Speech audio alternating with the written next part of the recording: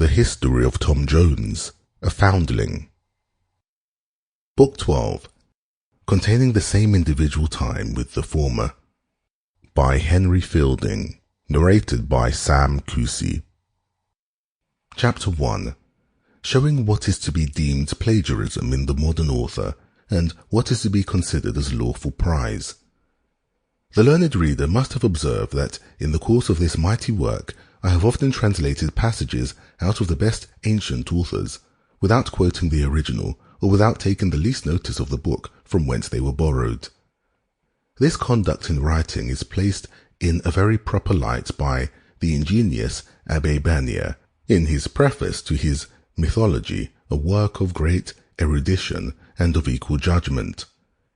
It will be easy, says he, for the reader to observe that I have frequently had greater regard to him than to my own reputation, for an author certainly pays him a considerable compliment when, for his sake, he suppresses learned quotations that come in his way, and which would have cost him but the bare trouble of transcribing.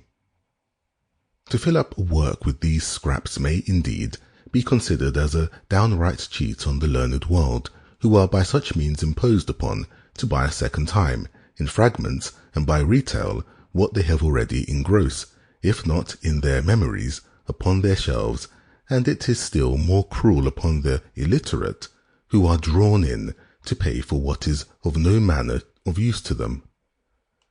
A writer who intermixes great quantity of Greek and Latin with his works deals by the ladies and fine gentlemen in the same paltry manner with which they are treated by the auctioneers, who often endeavour so to confound and mix up their lots that, in order to purchase the commodity you want, you are obliged at the same time to purchase that which will do you no service.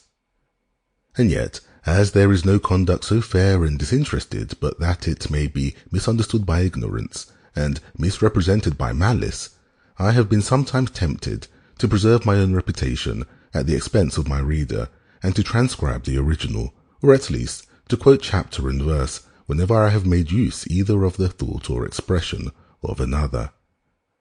I am, indeed, in some doubt that I have often suffered by the contrary method, and that, by suppressing the original author's name, I have been rather suspected of plagiarism than reputed to act from the amiable motive assigned by that justly celebrated Frenchman.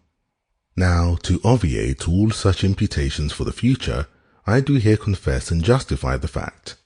The ancients may be considered as a rich common, where every person who hath the smallest tenement in Parnassus hath... Sample complete. Ready to continue?